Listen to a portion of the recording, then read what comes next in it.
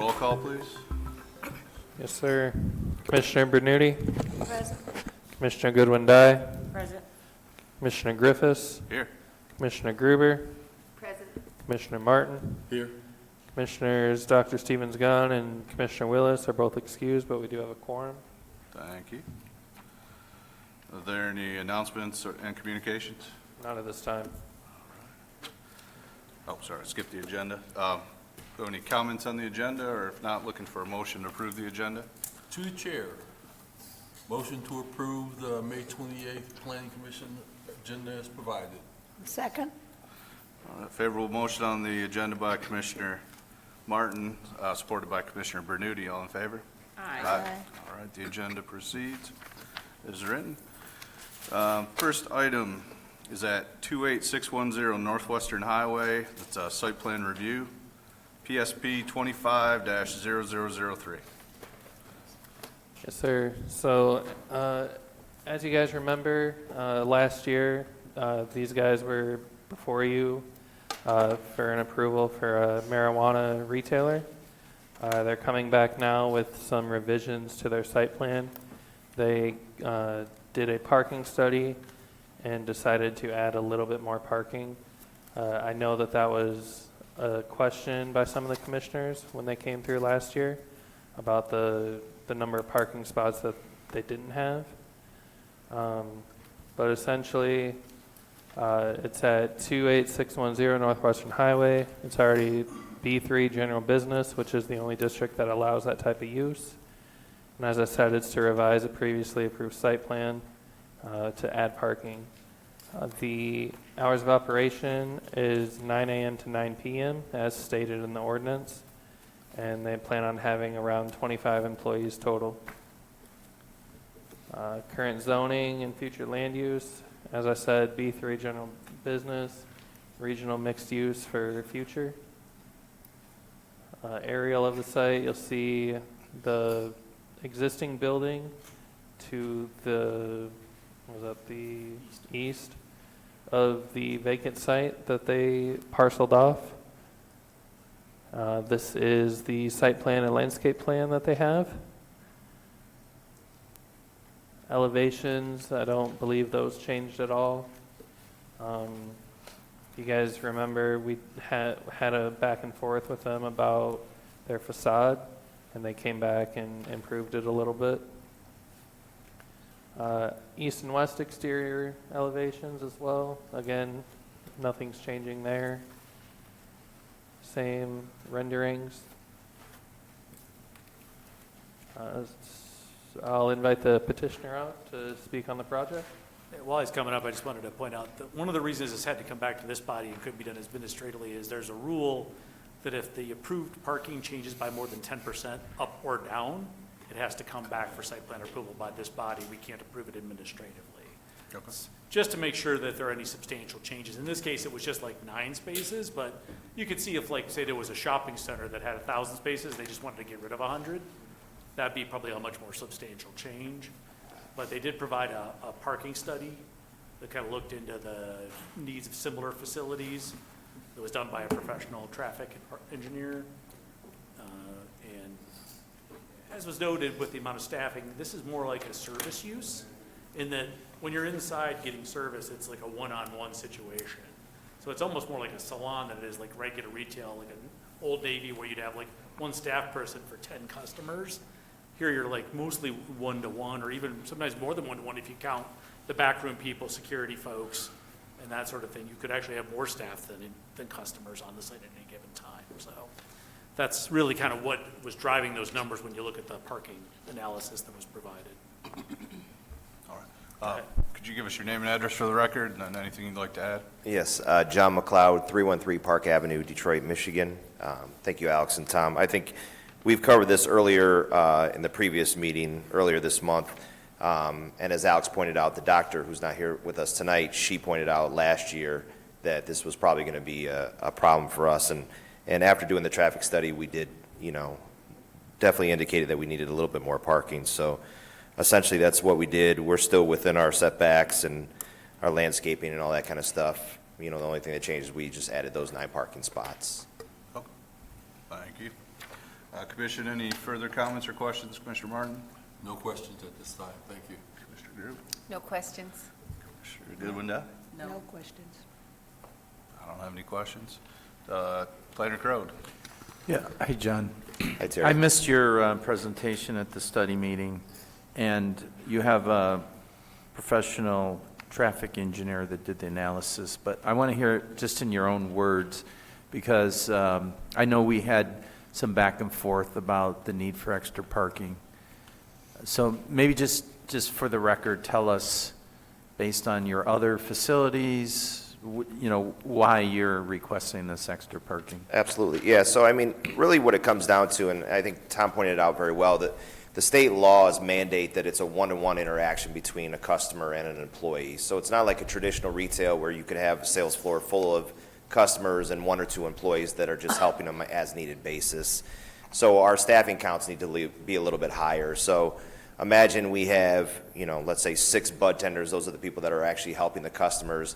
Then you'll have 2 or 3 people back in inventory, managing inventory. You'll have a couple managers, and then you'll have security. At that point in time, you're talking 10 to 12 employees at a time for operational hours. The problem that we had is when the shift change takes place, it's not a wholesale shift change like in a hockey game where you're changing all 5 players at the same time.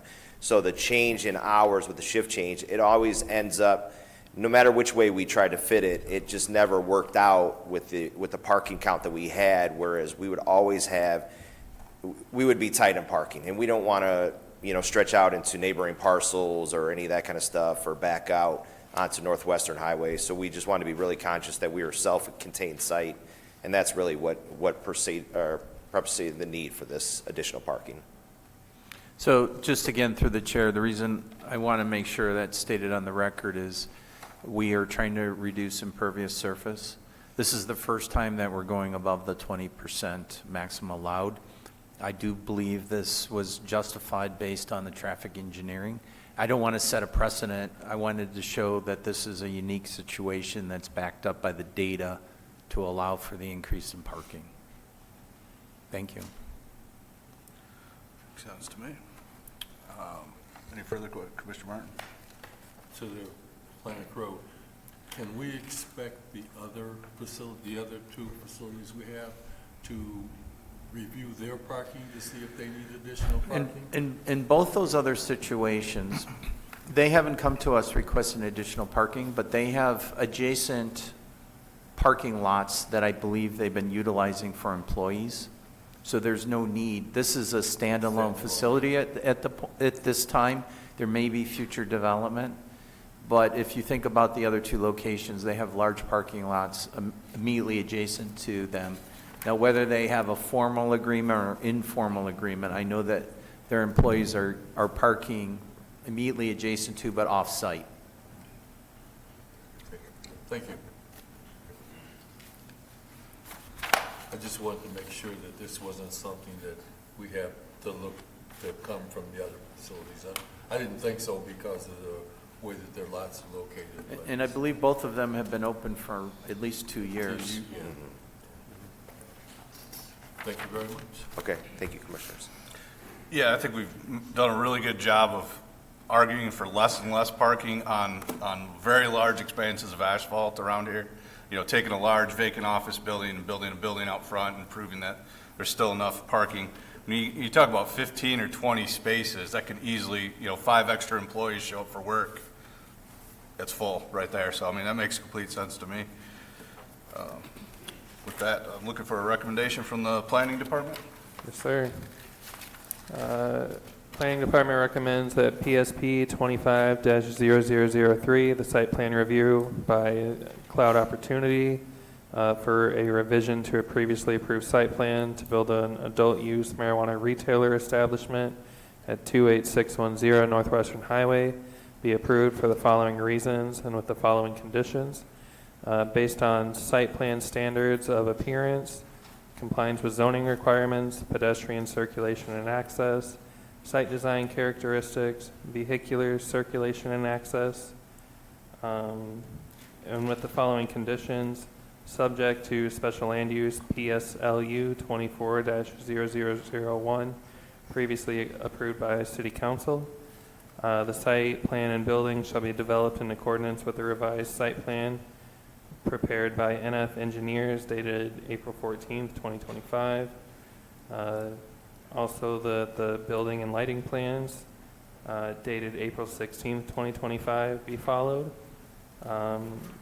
The cash advance business located at 26062 West 12 Mile, operated by ACSO of Michigan, must cease operations prior to approval of any permits for this facility.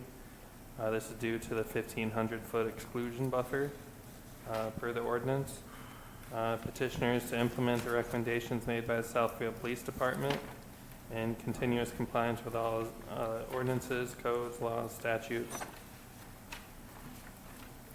Thank you. With the resolution being, or the recommendation being read, looking for a motion on this item.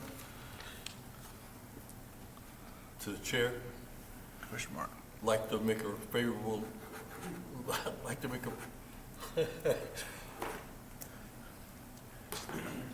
make a motion for favorable approval of PSP 25-0003. Support. Sorry, who support?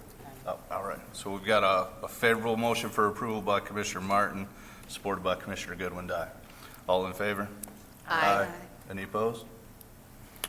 All right, thank you. Site plan is approved. Or site plan review is approved. Good luck. Next item is at 19900 West 9 Mile Road. It's a site plan review, PSP 25-0004. Thank you, Mr. Chairman. As noted, we are looking at a site plan approval for a reuse, adaptive reuse of the former Specs Howard School at 19900 West 9 Mile, to use as an outpatient rehabilitation and residential facility for the whole adult foster care, 24 independent apartment units, folks undergoing additional treatments at the outpatient facility. The applicant will go into that in more detail.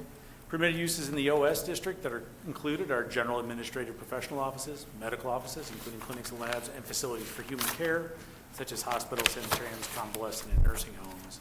So all of the uses involved in this are categorized as permitted uses. It's why there's no special land use or rezoning required. It's just a site plan approval. Hours of operation, office and outpatient clinic, Monday through Friday, 8 to 6, pediatrics hands-on museum, Monday, Friday, 8 to 6, possibly with some limited weekend hours when they're working with the community. Residential rehabilitation, the residential units, daily 24 hours, obviously people are living there in those units. Number of employees, 36 office outpatient clinic staff, residential rehabilitation, 20 staff working in shifts. There was Mr. a lot of Payson, can you just put your mic a little closer? Thank you. As we were a lot of discussion at the last meeting in the study session about the small group homes in the area, so we did a little bit of research on those. This is an adult foster care, but it's not a small group home. Small group homes are in regular homes with 6 or less folks under care. This is a medium, probably considered a medium-sized facility in a commercial building. You can't operate them this size in a residence. So just to kind of clear this up, we did map all the, as of earlier this month when I pulled the data from the state, all the stars are licensed small group homes. You need to notice there's in the neighborhood on Evergreen near 9 Mile, there's 3 in the immediate neighborhood around, and there's 3 on the south side also of 9 Mile near there, but they're also spread out other areas of the city. As we noted, small group homes by state law, we're required to treat them as a single-family residential use of property. We cannot require any special approvals that we don't require of a normal single-family home. Now, it was put into the law in 2018. It became effective in 2019. So LARA, the state's licensing department, is the overseeing body for this. And they have created information on their website and rules, but they also have where you can file official complaints related to these licensed facilities and to report unlicensed facilities, because you are required to have a state license. Do you want to mention that we've Yeah. provided a handout in the Yeah, back? outside at the front, we do have handouts the board had in their packet with the map and the list of the licensed facilities.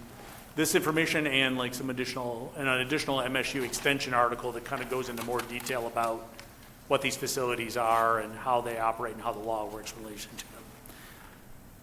Since 2018, as I said, we haven't really been able to treat them any different from the single-family residents, even though they do operate somewhat differently. And it would have to be a change in state law for us to be able to regulate them on a more, even if we just wanted to say we don't want an over-concentration of them, we want to put a limited spacing between them, they'd have to change the state law to allow that, because we can't acquire any special approvals that a normal single-family home doesn't require. The law is very clear on that. So, I'm not saying there aren't problems with these small group homes. There are enough reliable reports of poorly run ones that they can be a real serious issue for the folks who live near them. But this facility that we're talking about is not one of these. This is a professionally run medical facility, not, somebody who's set up in a house and is taking people in with minimal state oversight. And we do want to separate, but we also heard the concerns of the residents. So again, this fact sheet, we did provide information to contact the state if they have any specific complaints about any individual group home, as well as our 3 elected officials that they can contact if they have concerns. So again, we wanted to separate these issues, but we also know that they are and can be a challenge for the neighborhoods, and we did want to provide that follow-up information for the neighbors. All right, so moving on to the case in front of you. The zoning of the site is OS, office service. The future land use designation is local mixed use. Those are consistent. As we noted, the uses that are part of this project are all permitted uses in the OS office service district. This is the existing site. Site aerial from a couple years old, but pretty well shows the current conditions. Some existing photos of the site. Evergreen and on 9 Mile. And then this is the site and landscape plan. As you can see, one of the big features is they're taking out, there will no longer be cut-through traffic options. They're taking out a bunch of the parking lot behind the building and adding a green space for the patients and staff and folks who are living there. And that'll reduce the cut-through traffic.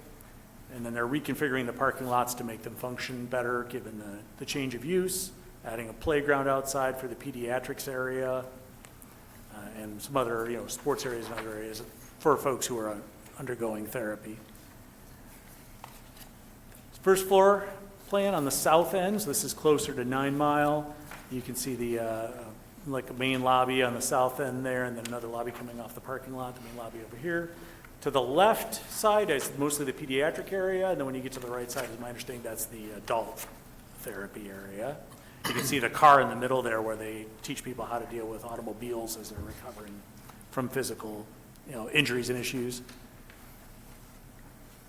This is the remainder of the first floor, the rest kind of toward the north. As you can see, there's kind of the remaining of the therapy and support areas to the left, and then as you get to the right, this is the, my understanding, this is the adult foster care floor, which is where the folks will be staying here that are kind of under more attentive care. They're not as independent.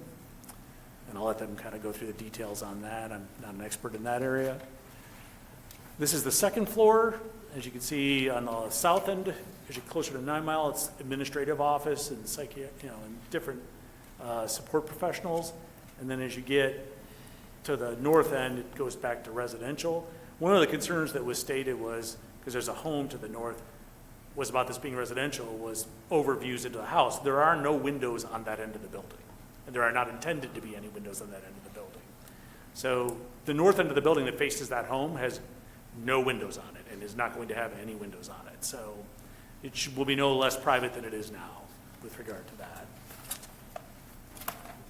Elevation renderings, this is what they're looking at to kind of dress up the building, lighten up the colors, kind of make it look somewhat less institutional than it does currently. Nice signage, flags, sculpture, mural, it's refreshed landscaping. This is the back of the building on the parking lot side. You can see the green area where they're removing some of the parking lot, so there won't be the cut-through traffic, and the playground at the bottom left. Here we are with the green area from another shot. You got a little greenhouse, a little basketball court there, some outdoor seating areas. This is the entrance on the south end of the building. This is on the evergreen side. And then these are just some shots, interior images, I think, for some of their other facility, but also intentional of what they would like to do here. And then I know the petitioner is present. If they'd like to come forward, they've got a little presentation they'd like to do.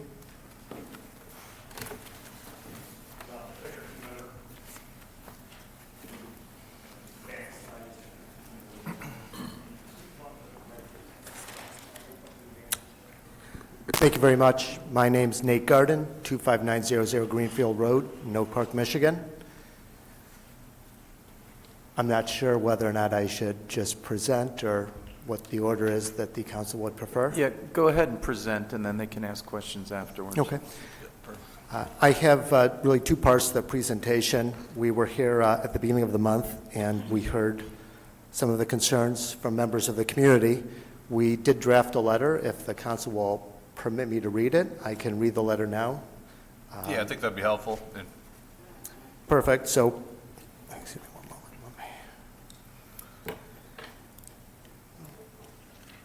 or the highlights at least. The most highlights, important. well, it's not super long, and I'll try and make it quick, but there were, I believe, 31 different questions or concerns that individuals from the community had, and I tried to be as succinct as possible. There was some overlap, but I wanted to really address some of the concerns. We're going to be here working and living in this neighborhood, and we want to be part of the neighborhood, and so we did take some time. It's probably a 3-minute read, I hope. Dear Mayor Silver, members of the Planning Commission and City Planning Team, on behalf of Life Skills Village and Life Skills Residential, we would like to thank you for the opportunity to respond to the concerns raised at the recent community meeting regarding the proposed redevelopment of 19900 West 9 Mile Road. We appreciate the engaged and thoughtful participation of the neighborhood residents and believe that constructive dialogue is essential to strong neighborhoods. We take every comment seriously and would like to offer this summary to clarify our intentions and commitments. Who we are. Life Skills Village and Life Skills Residential are longstanding providers of neurorehabilitation services. We serve individuals recovering from traumatic brain injuries, strokes, and related neurological conditions. Our goal is to help people regain independence and return to their families, work, and communities. This is not a psychiatric hospital, a crisis center, a halfway house, or a substance use facility. We are a licensed and fully accredited medically integrated program grounded in clinical care. We provide services to individuals across the lifespan, from pediatric therapy to geriatric rehabilitation. Many of our clients already live in Southfield or nearby neighborhoods, and we are committed to deepening our support for this community. Why Southfield and this building? Our current facility is rented in Oak Park and no longer meets our clinical standards. We chose to invest in Southfield because it's a centrally located, diverse, and well-connected city that already houses many of our patients and staff. The property at 19900 West 9 Mile Road provides the space, access, and infrastructure needed to deliver services effectively and responsibly. Owning the facility gives us the ability to maintain the site at the high standard we demand. It allows us to consolidate services into a first-class environment while remaining accessible to the patients and families we already serve. The neighborhood fit and oversight.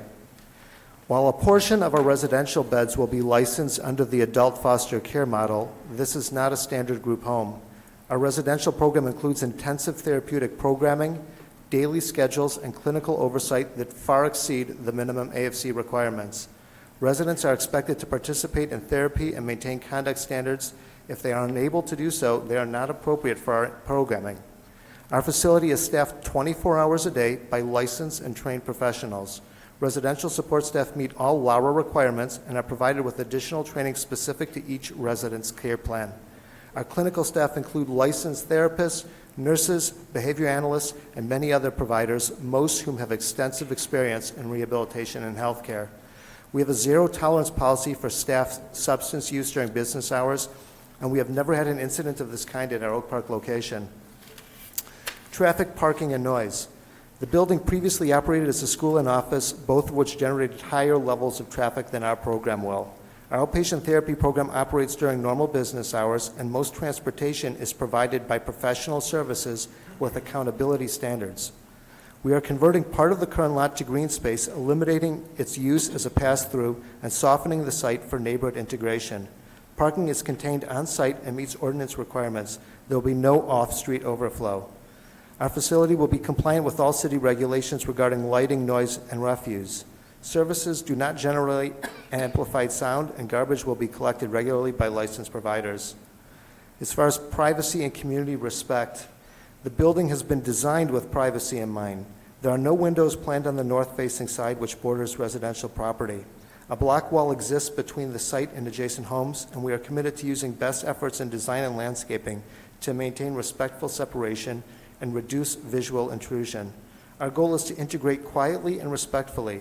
Residents do not loiter or gather in groups outside. They're engaged in therapy, community-based work, or structured daily routines. Community benefit and commitment. We understand concerns about the density of care facilities in the neighborhood. What we are offering is not duplicative. Our facility brings a high standard of clinical care to individuals who are medically stable but need support to rebuild their lives. We are proud to serve a wide range of patients, including children in the Southfield school system. We look forward to creating partnerships with local educators and families to provide therapeutic support and community-based resources. This project is designed to be an asset to the community. We are available to speak with residents directly, share our policies, and make reasonable accommodations to help neighbors feel secure. We are also happy to offer tours of our current locations for residents or commissioners who wish to see our work firsthand. Thank you again for your time, your diligence, and your service.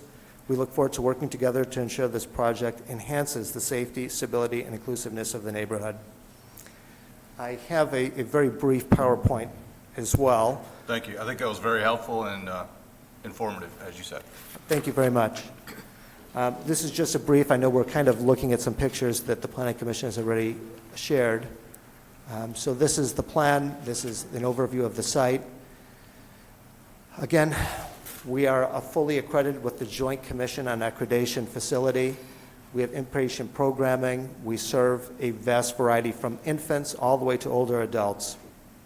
And we've maintained our standards through reaccreditation and have never had any issues or reports, negative impacts on any of our licensing whatsoever. We've been renewed without fail every single time we've submitted for renewal.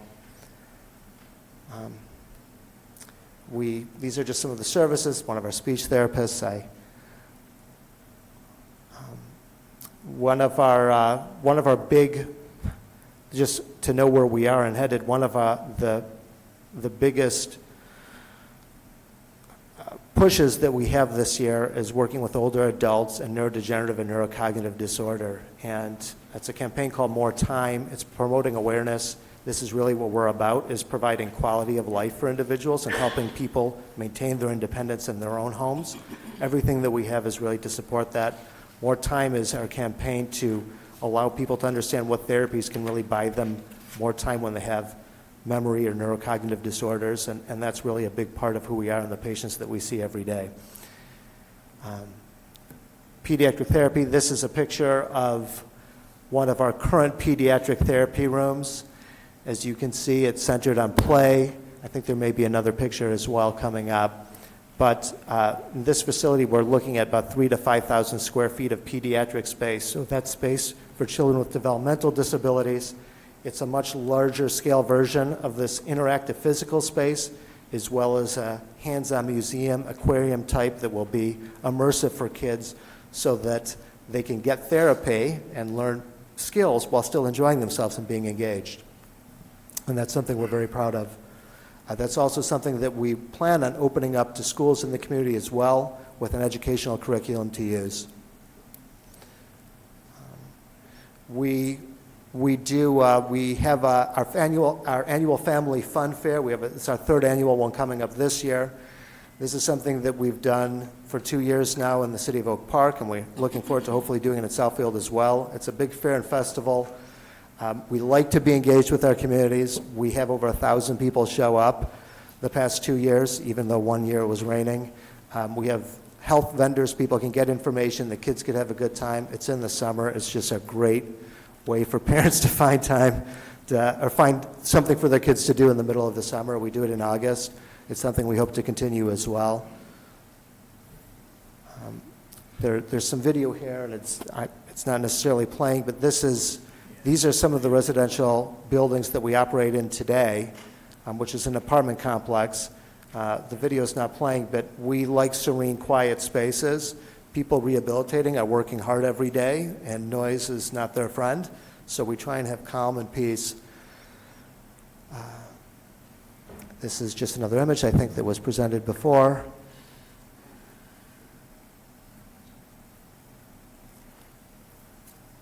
And I have some brochures here for anyone that's interested in seeing programs that we currently offer and support. Again, you'll notice that if you take a look at our brochures or you've taken a look online, our outpatient treatment is really designed for all ages. We're about the brain and function and people being able to really maximize their achievements and be able to return to independence, or for kids, be able to get to a point where kids are supposed to be and be able to be at the developmental stage that they're supposed to be at. This is a foster care. This is our AFC and our residential brochure, and I'll have these available. We run pediatric groups. We love the kids. That's the most exciting thing when we go to work and we hear the kids running around and playing. That's the most exciting for us. So we have a lot of programs. In Oak Park, we have probably 50 individual patients from the Oak Park and Southfield area every summer that come into various programs. It's something that we're looking to grow on. It helps kids really engage and get to the point where they need to be. And that's it, I believe, in our presentation. So if anyone has any questions. Okay, thank you very much. Any questions from the commission? Commissioner Martin? I have a question with your layout.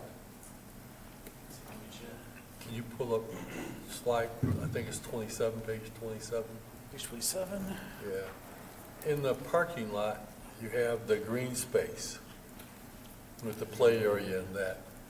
And I believe there are parking spaces facing to the green area on both sides. In the picture we have, or the diagram, we don't see any parking stop blocks to keep cars, limiting it. Do you plan on having stop blocks in the parking lot so that cars can't just go through and barrel through into the play area where the kids are and the greenery and that? Absolutely, yes. Okay. Bollard. So this section, when we went through the process on this section, it's kind of been, we didn't know if we wanted to actually ask to build an interior, an all-season type space there, because it's outdoor structures, and we live here in Michigan, and we do rehab in the winter as well.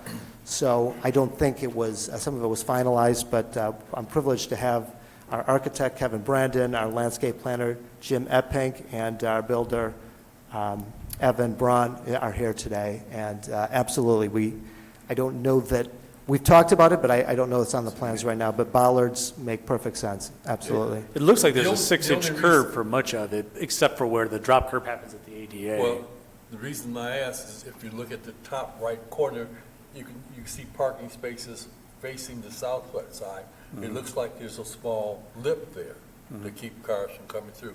But on the south side of the picture looking north, you don't see any type of barricade. That's what brought the question to mind. Absolutely, I agree completely. Bollards are important, and in a parking lot, especially when you have different types of population, absolutely, to protect the kids. Yes, sir. I agree. Yeah, that's my only question. Commissioner Gruber? I don't have any questions. Goodwin, aye. Can you explain one more time what's the difference between your facility and the group homes? Just one more time. So our facility is, so we have a 12-bed AFC. It's part of a transitional plan of treatment. So the patients that we get are patients that have undergone a catastrophic illness or injury and are going to rehab and get better. So the beginning part of that process after discharge, they tend to need more services than you can offer in a setting that's unlicensed, because you'd be doing med management, you're probably working on ADLs like transfers to the shower, into beds, you're doing meal prep, and you can't offer those services for more than 2 people in the state of Michigan without an AFC license, which is why we have an AFC license. But our program is clinically run and supervised. We're staffed 24/7. If you take a look at the plan itself, if you could bring up again the actual plans on the interior of the building, on the AFC side. Oh, this, So if you take a look on this plan, on the north side of the building, you'll see all the access to the AFC comes through a centralized staff location. So while it's designed like an apartment, this isn't, Excuse me. Sir, could you go to the hall to talk on the phone? Tom Carey's in the room. Sorry to interrupt.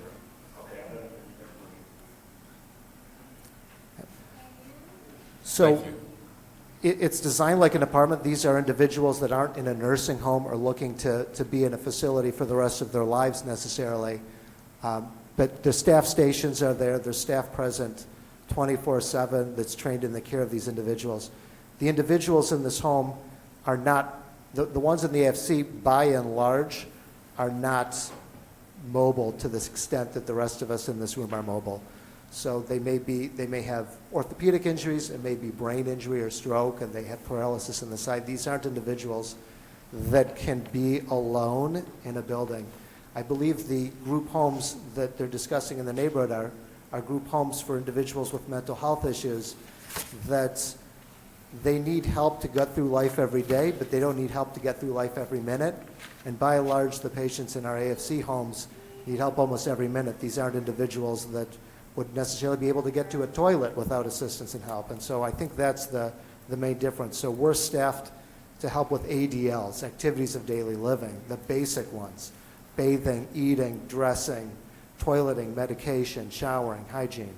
So I think that's what distinguishes us. The group homes that are in residential homes, by and large, you have more mobile patients. You have patients that probably have long-term chronic conditions, mental health issues. And while they need help every day, I don't believe it's to the extent our patients need help. Thank you. That's all question. Is there I don't know if you can put a time frame on how long someone would stay as they're rehabilitating, and I'm sure it varies a lot, but is it 6 months or is it not 5 years? So we push very hard. You don't want people stuck living in a facility. We have a transitional program. We try and move them from AFC to a supervised level to an apartment to back to their homes or set them up in the community. Most people don't want to live in a building full-time. And in fact, the state doesn't want people living in a building full-time. They want people in homes, which is, I believe, why they have these codes for group homes in the first place. They don't want to see people put in massive facilities and stocked up like cordwood. So if you're asking on a timeline, every patient's different. We have some patients that are in and out in 30 to 90 days, and we have others that take a year or two to make it through the system. But by and large, most of our patients do transition all the way through. And even the ones that don't transition to a point where they wouldn't be at our facility, we'd be trying to place them in supported living environments in their communities near their families. Thank you for that explanation. I was wondering myself about that. I'd also like to thank you for the explanation and the answers to some of the questions that the resident had, and you explained them very well, and I appreciate that. I also wanted to ask you about the pediatric facility that you have. Can you expound on that a little more for me? So in 2018, we started treating kids.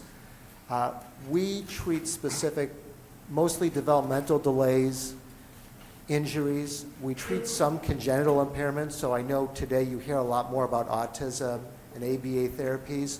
We're much more traditional in our therapies. There are ABA programs that we work with.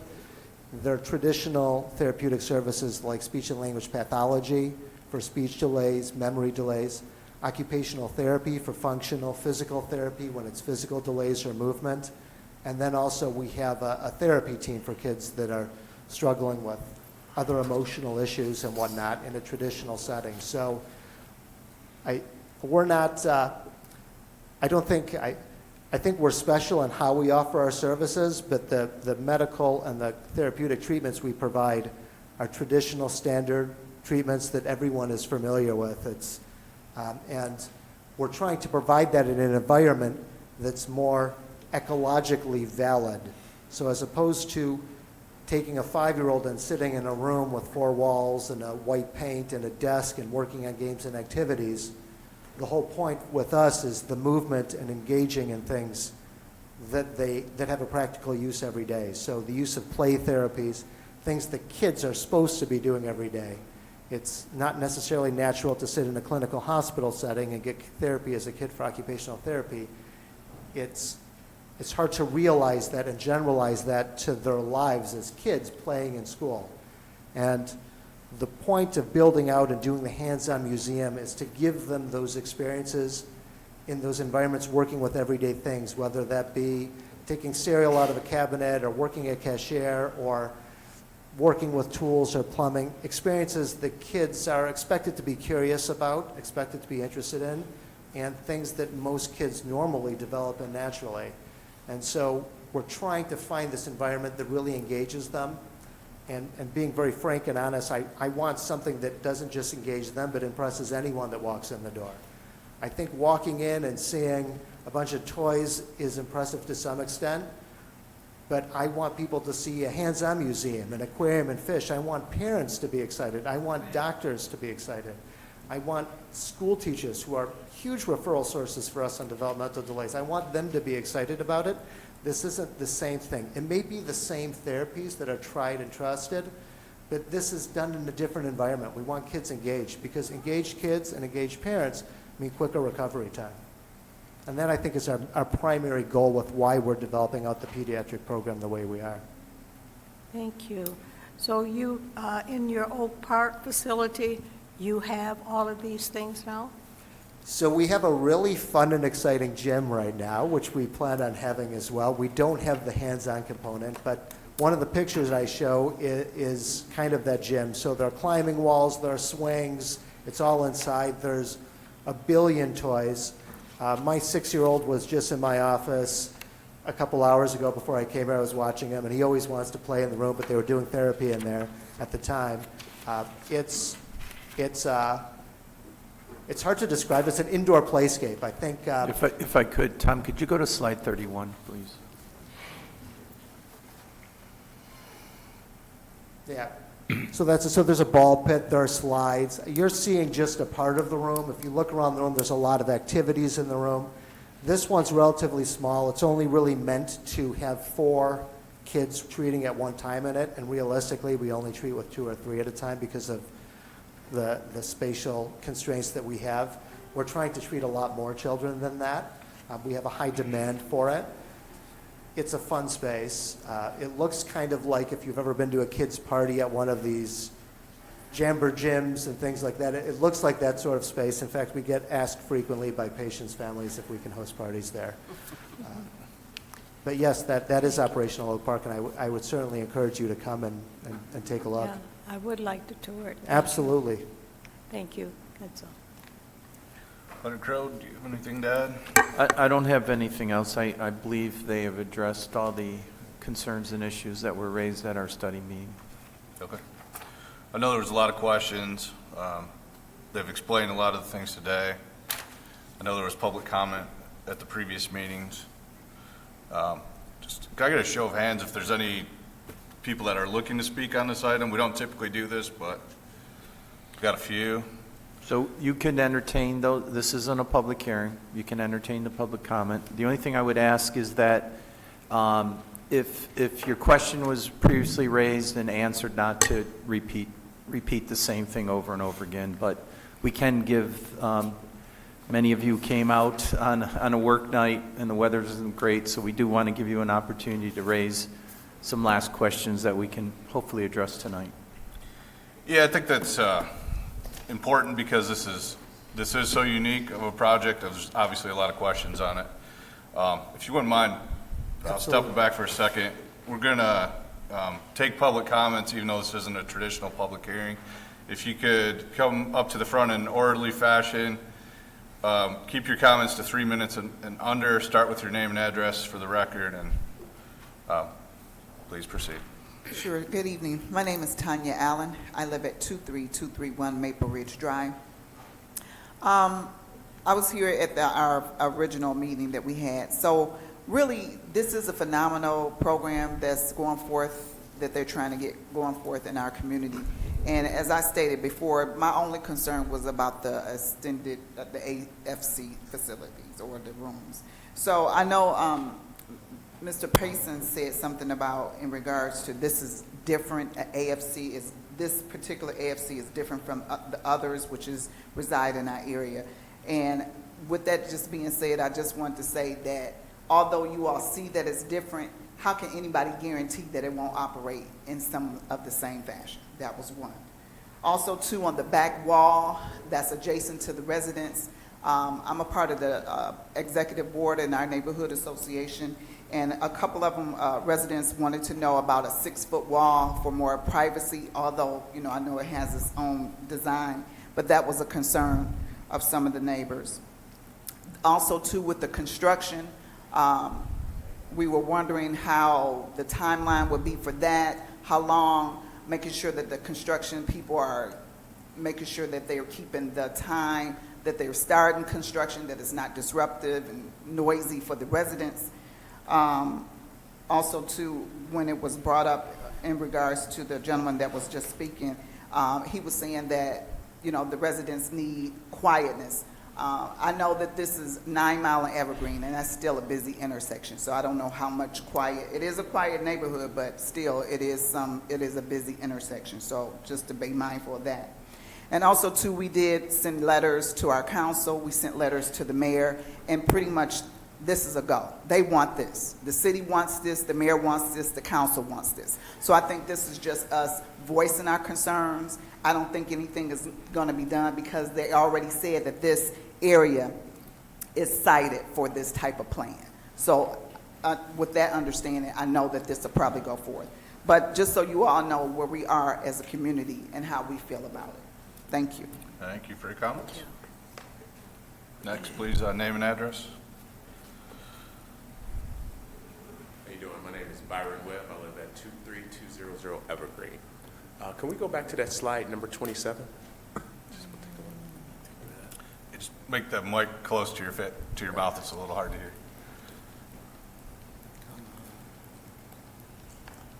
Almost there. There we go. Okay. So you guys see that brown house right next to that wall right there? That's mine. So what we don't see in that is I have 2 big windows, which is my bedroom, my son's bedroom. So for years, you know, we've been taking care of that parking lot, cleaning up debris, things like that. I even had a problem when Specs Howard was there, people sitting on the wall smoking, throwing Mountain Dew bottles, taunting the dogs, because I have 2 Great Danes as well. And also, when the lights and all that stuff pull up, it pulls right into my windows. So what could we do about that? And also, I have 3 children, 3 boys, a 17-year-old, 10-year-old, and a 3-year-old. And I know we already have a lot of adult foster clinics in our area already. And a lot of times we stop those people. They walk down our driveway. They sit there talking to our children. So I know he said it's going to house like 16 adult foster cares. And those people are like kind of free to do whatever they wish. It's just where they live at. So would it be like some kind of curfew for them, or what will stop them just from walking up right over the window, taunting the dogs, or just playing along that wall there? I'm sorry. Okay. So there's just a few concerns of mine, just right there. And also he said, I think the last meeting, that the Evergreen exit right there will be used for like emergency vehicles. So I know with these kind of facilities, we got like, you know, problems, fire trucks, police cars, EMS coming throughout the night too. It's right next door.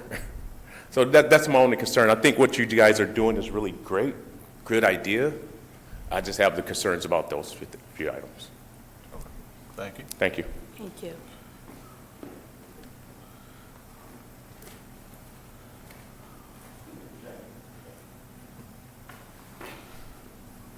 How you doing? Good. I'm Anthony Williams at 23241 Maple Ridge. My concern about is, you said it was 3 adult foster care on the north side of 9 Mile? 3 licensed ones according to the state. Was 5 over there? Well, 2 of them may not be licensed then. Well, we gotta have to do something about that, right? Yeah, that's. Because we got has to too be many reported people, to the state. we got too many people walking up and down the street out of the blue. I mean, we got one look like Jason, we got a few other ones just doing stupid stuff, throwing bottles in everybody's yard and everything else. Either that or they're gonna have to have more police presence over there, or people will be taking stuff in their own hands. Mr. Williams, did you get one of these sheets on the adult foster care? They No. have contact information for you to make complaints. As Mr. Payson said, there's only 3 licensed. If there's 2 other ones. Okay, I know it's 5 over there. I know it's 5. Okay, that means then they're unlicensed, Okay. and we need to report them.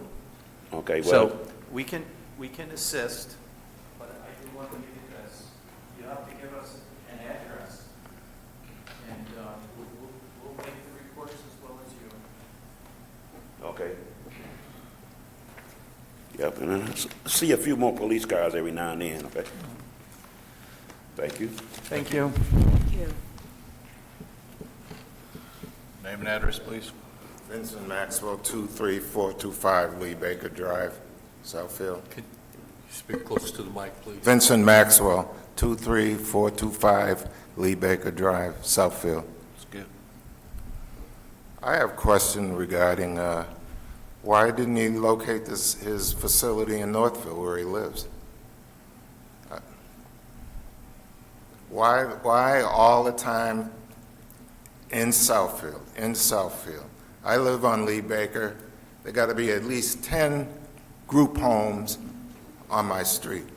Maybe 2 or 3 are registered. Nothing ever gets done. The neighborhood's tired of it, and we're ready to blow it up. Not physically, but we're ready to go to the media or wherever we have to go with it. That's our frustration. Second question I have, does Word of Faith have any involvement with your facility? And have they commented about you being there? And why not put his facility in Northfield where he lives? Was sick and tired of every group home, everyone that's needy, I'm not trying to be offensive, that has problems, whether it's physical, mental. It's always in this 9 Mile area where I live. And like the gentleman before me said, I got people walking up and down my street all day and night. In fact, where Laura meets Lee Baker, there's a little island there. They drop the dope and the liquor there so they can walk down the street, pick it up, and go back to their facility. I sit there and watch them. I can see them from my front window. I'm sick and tired of it. And this group home situation is totally out of hand. It's to a point where the residents in my street and the area are looking at suing the city or wherever we got to go with it.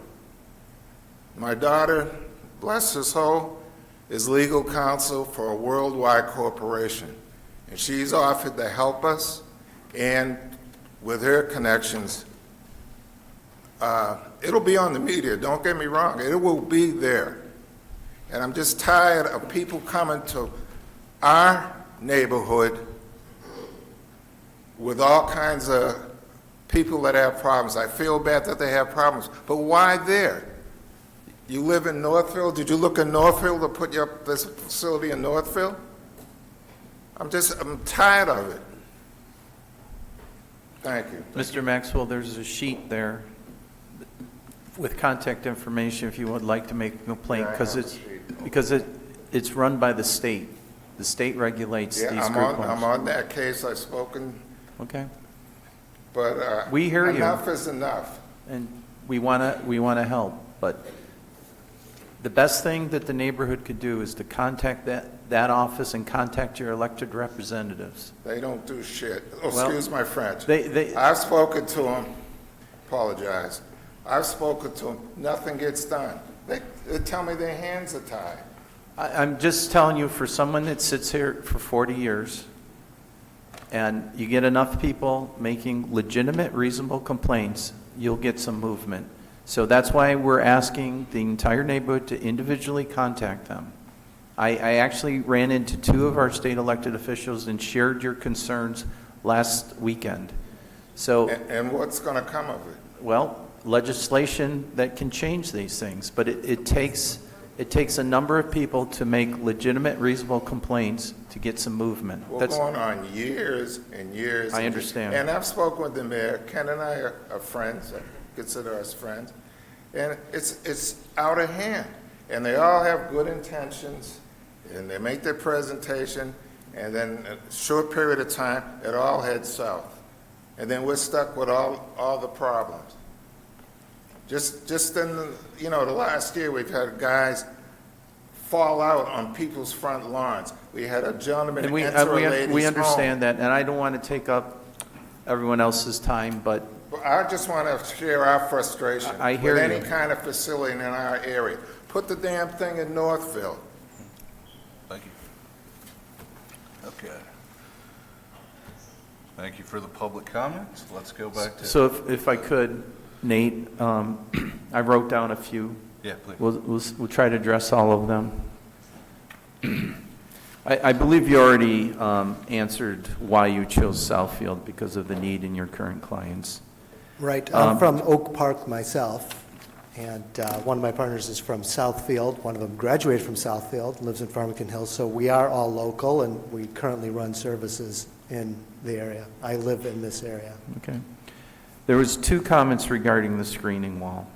And we have in our conditions of approval, the screening wall is damaged, so it needs to be repaired. It's not quite 6 feet.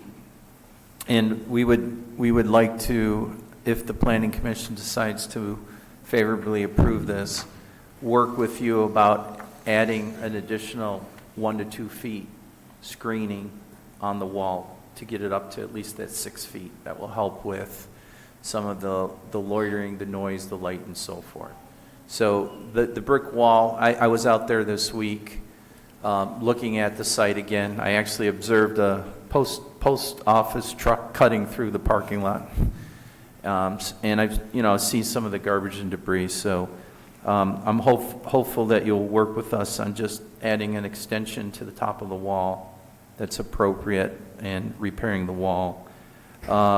With regards to, maybe you can talk about the overall time for construction, but I know the city regulates hours, 7 a.m. to 7 p.m. for noise regarding construction.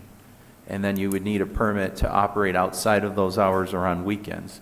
But if you were to get approval, what's your timeline for construction before you would move in?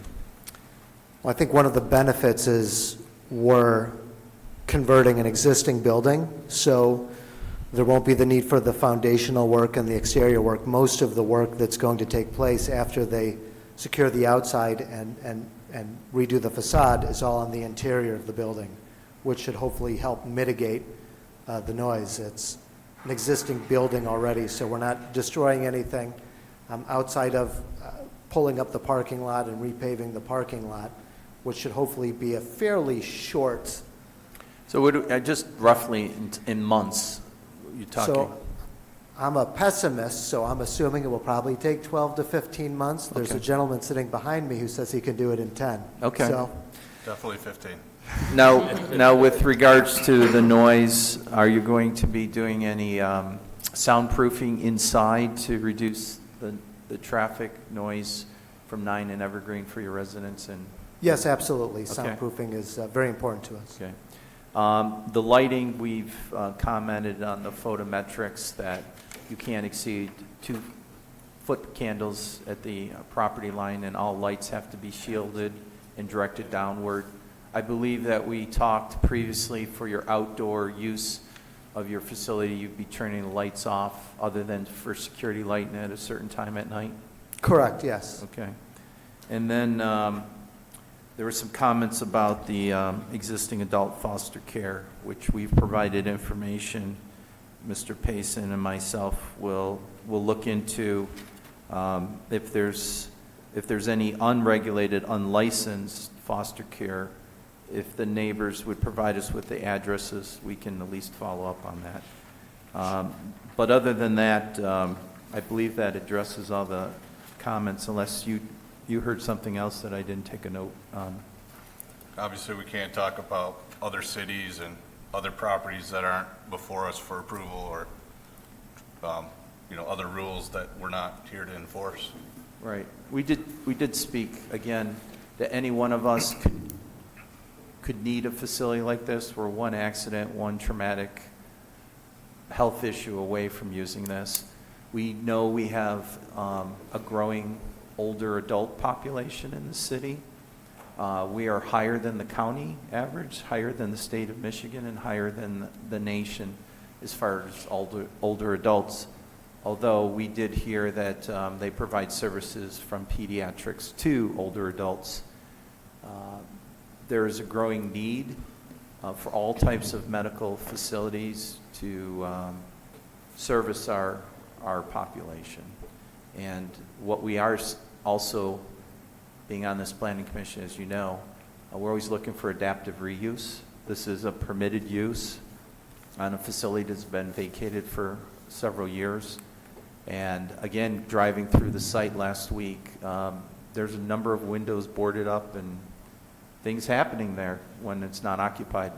They're reducing impervious surface, greening the space up, providing some needs, and I think it's really going to beautify that corner if with the art and some of the other things they're proposing. And as you know, we're working with our partner communities on developing 9 Mile as a greenway biking corridor. So this facility will just complement everything else that we've been working on a regional basis. There was one question about the church. Do you have any affiliation with the church across the street? We do not, as far as I know. I don't. We may have some employees that belong there, but we have no. And we have not received any comments one way or the other from that. They were sent notices just like the neighbors. They're within the radius, but we've had no response from them regarding that. Okay. If I can make one last comment, I live in a neighborhood myself, and I'm certainly empathetic, and I understand, and it sounds like it's been a very difficult run. Having open group homes in neighborhoods, we don't have to stand here in front of a planning commission to do so. I think the fact that we are running a large medical facility puts a lot more eyes on us than any small group home that might exist in the community. And I understand it's a good venue for residents to actually express some of the concerns that they have. But this is a medical facility. We're standing here in front of a planning commission. We have licensing. We have accreditation that's voluntary. We go with TJC. They're the same accrediting body that accredits all the top hospitals. And we're staffed 24/7. I know the word AFC sounds very scary, and I'm listening to it, and I get it. I hear what everyone's saying, but the very fact that we're here to talk about our project and program puts more eyes on us and should hopefully serve to reassure the community that there are eyes on us, and we're expected to perform to a different standard. And our patients are rehabilitative patients. The AFC is a requirement from the state that we have. I can speak very candidly and let you know the less the state's looking at things that you do probably is the better, makes it easier for you. But we do have all this accreditation, we do have this licensure from the state, and we are a medical and a rehab facility, and all of our therapeutic employees are licensed with the state and have to maintain licensing and training and renew their licensing every 3 years. So I think the fact that we're standing here, whereas these other homes, licensed or unlicensed, are not, should really hopefully demonstrate that this isn't going to be a continuation of what has been going on, but this is a separate standalone type project in of itself. I believe there's another clarification. Is it 12 total beds, or is it 12 multiple times? It's 12 beds for the AFC, and then we have 24 transitional units that don't require licensing because we're not providing services that would come under the AFC requirements. So 36 people potentially living there. And then there was a question about, is there a curfew or some sort of security So sure, measures, absolutely. or- So we have staff on site 24/7. We took a look at the plans. I pointed out where our staff stations are between the rooms and the doors, and we may not have gotten to that. There's no one that leaves or enters our buildings without us being aware that they're leaving and entering the building.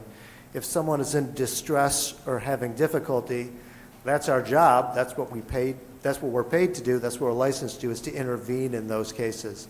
So people walking in and out of the building in distress or in conditions that may be off their normal conditions that's exactly why they're in our program to begin with, and that's why we have staff there. So the access to the community, we're there 24/7 and have people engaged. There's no one just coming and going. Can people come and go in the middle of the night? Absolutely. But they're challenged on it. I don't really want to use too strong a word, but where are you going? It's 3 o'clock in the morning, right? That's not a normal time to just take a stroll through the neighborhood, right? So we do have staff. They're on site. These are individuals living in a much more restrictive environment than any of us sitting here or anyone living in the neighborhoods. So much tighter controls.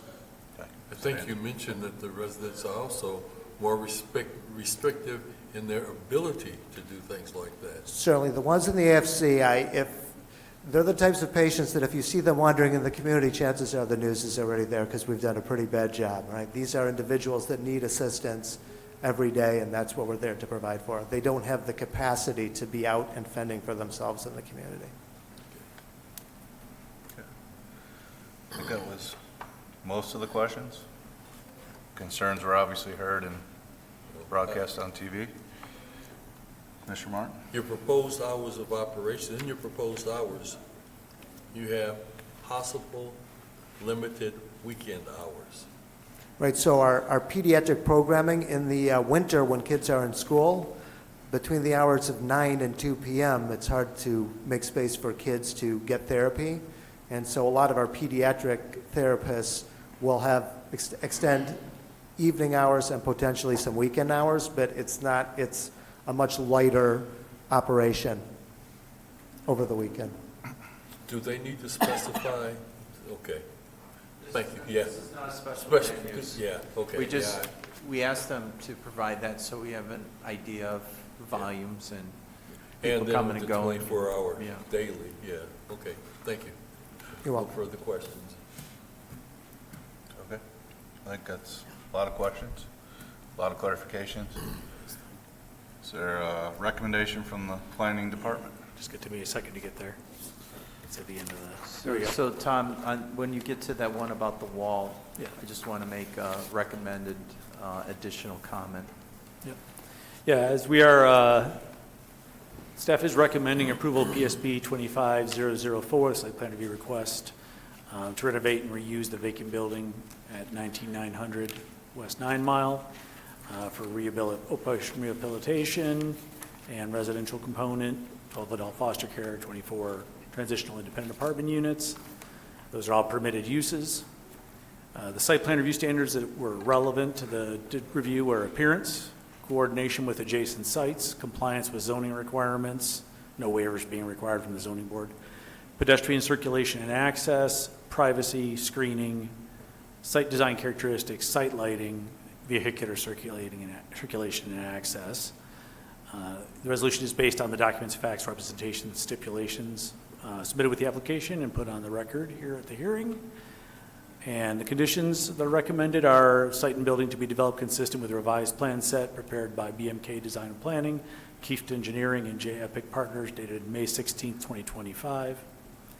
The petitioner to implement recommendations of the Southfield Police Department Crime Prevention Bureau regarding security, proposed EV charging spaces to comply with Planning Department EV barrier fee policy.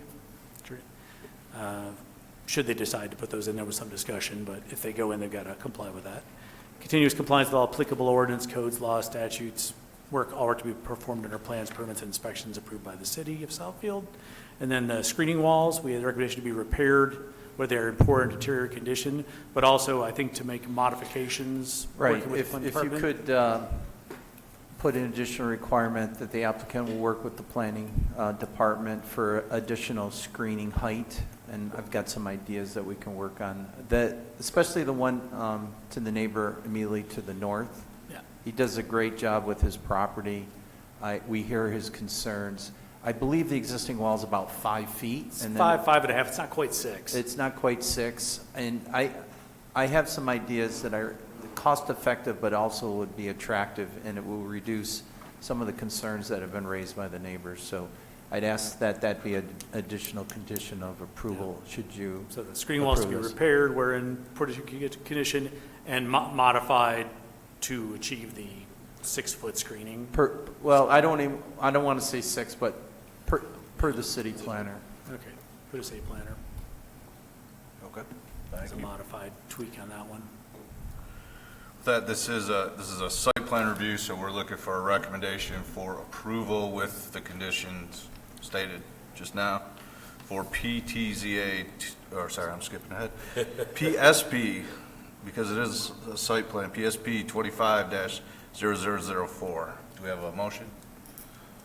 To the chair. Mr. Barton. Motion for favorable approval of PSP 25-0004 with the modifications added by the planning department. Support. Got a favorable motion for approval by Commissioner Martin, supported by Commissioner Goodwin Dye. All in favor? Aye. Any opposed? Thank you. The project passes, and please coordinate with the planning department to screen the neighbor's property as discussed, and all the Thank you other very items. Thank you. Good Thank luck. you. Next item, PTZA 25-0002, a discussion for zoning text amendment. Thank you, Mr. Chairman. To the chair.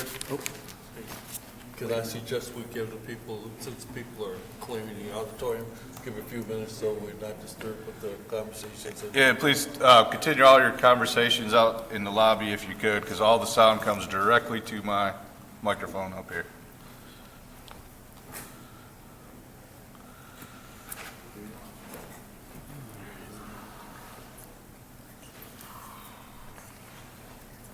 Thank you, sir. That's a good idea. I can hear better from the last row than from the microphone up in the front. Yeah. The acoustics in here are weird. All right. I just cleared the whole That's room. a way empty room. All right, thank you. Looks like we're ready. All right. Thank you, Mr. Thank you. All right. Thank you, Mr. Chairman. As I noted, this is a zoning text amendment. Trying to keep, it's another one kind of similar to the one we dealt with last on the office districts, adding some limited retail and restaurant. We're now looking at the business districts, and we're going to add small-scale executive administration professional offices as a permitted use up to a certain scale, provide a little more flexibility. Just some context. We got 1,000 parcels that are zoned commercial, non-residential, constitute about 2,500 acres of land. The 3B business districts make up about 397 parcels. They average about 1.4 acres for a total of 544 acres in area. District is dominated by multi-tenant strip centers and freestanding small commercial buildings. Due to changes in demand, amount, size, type, and location of commercial space, some of them have been struggling with vacancy and underutilization for some time. Vacancies and underutilization can lead to a variety of issues related to illegal occupancies, poor site maintenance, and deferred building maintenance. That's sort of the reason why we're trying to engage this issue. Opportunity, these buildings represent a latent opportunity to grow local small businesses and entrepreneurship by allowing them to act as incubators for a wider variety of uses. These potential local small businesses are more likely to be women and minority owned, create opportunity to build generational wealth within the community, provide a local economic boost as every dollar spent at local businesses circulates more than the large businesses, typically 2 to 4 times more than you see at non-local businesses. Some other advantages, greater flexibility and potential tenancy will make the acquisition and improvement of these buildings more attractive and feasible for investors and owners. Buildings that are fully occupied and cash flow positive are typically better maintained and generate higher property taxes to help support the services and facilities the community wants and needs. And these types of office uses have been permitted in the NS neighborhood shopping, RS regional shopping, and RC regional center commercial districts for years, mixed in with the other uses, with really no apparent negative effects on those districts or their surroundings. So what we're looking at is in the B1 district, just adding this on the permitted use list, the executive, administrative, professional offices, up to 2,000 square feet. Right now, they're not allowed. So this would basically, if your little State Farm insurance office wanted to go into a multi-tenant building, or that little employment agency that went into that one on 9 Mile near Telegraph we dealt with a year or so ago, they, under 2,000 square feet, and those small tenant sizes tend to be smaller than that, would be able to go in there with just a normal certificate of occupancy application and a city inspection. Wouldn't have to go through any of these board things because it'd be a permitted use. B2, same issue. Going to add that as a permitted use up to 2,000 square feet. Once again, your insurance offices, your small real estate offices, your accountant, those folks would be able to have offices in those areas if they wanted to. And then B3, adding that in is, once again, to the permitted uses up to 2,000. Now, the use was already allowed as a special land use, so what we're going to do is leave that in and say if you're over 2,000, you could still do it in the B3 because it's the more intense commercial district, but then it's a special land use. So it graduates, just to kind of make sure we're keeping that mix of uses more to the commercial retail end with the B districts. But a lot of these professional offices or offices that are more service-oriented and have customers come in would still be able to work out of those areas. As I noted, this is a zoning text amendment, so we do have to hold a public hearing. Okay. Technically. This is a public hearing. I'd like to open up the public hearing for the zoning text amendment discussion at this time. Seeing no members of the public still in the room, close the public hearing. All right. Commissioners, any comments or questions? Commissioner Martin? No questions at this time. No questions. Oh, that's good, yeah. Okay, doesn't matter. No questions. Commissioner Goodwin, die. This makes a lot of sense to me. This is one of those things I go, why isn't this already in the zoning ordinance? Because maybe it is in a lot of other cities. It definitely is. Insurance agencies are the typical ones that you see that can afford a little more street-facing storefront type of a space versus the multi-tenant offices that they hire architects in. Yeah. Some bigger, tax preparation firms is great examples. So I think it makes a lot of sense. All right. There's no further comments. Do you have a recommendation on this item, please? Yep. And not surprisingly, we're recommending the amendment, but are we recommending favorable recommendation of PTZA 25-0002? This will go to council for final adoption because it is an ordinance amendment. Your reasons are the proposed text amendment will amend the B districts to allow executive, administrative, and professional offices in a reasonable and appropriate, nuanced fashion.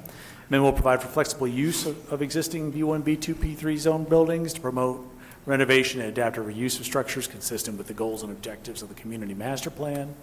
And the proposed amendment will promote orderly development necessary to ensure the health, safety, and welfare of the community.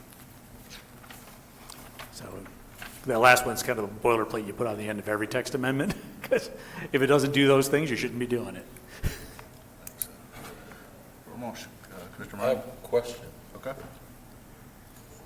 Does a proposal like this have to have legal review and approval?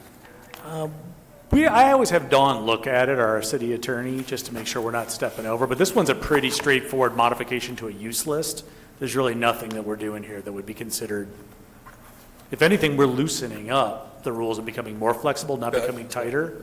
So it's, but not in like a throw the barn door open and let everybody out. It's more like, hey, why don't we open the door this They're just- much? Yeah, put a crack in, okay. Yeah, Thank you. and it may be one of those things we find out working great, and we may get a few people who are like, wow, if you would just allow 2,500 square foot, I could have done this. And we may be back looking at it again in a year or two. Just as with the parking requirements that were modified in 2018, that may be something we revisit as we see how those are working.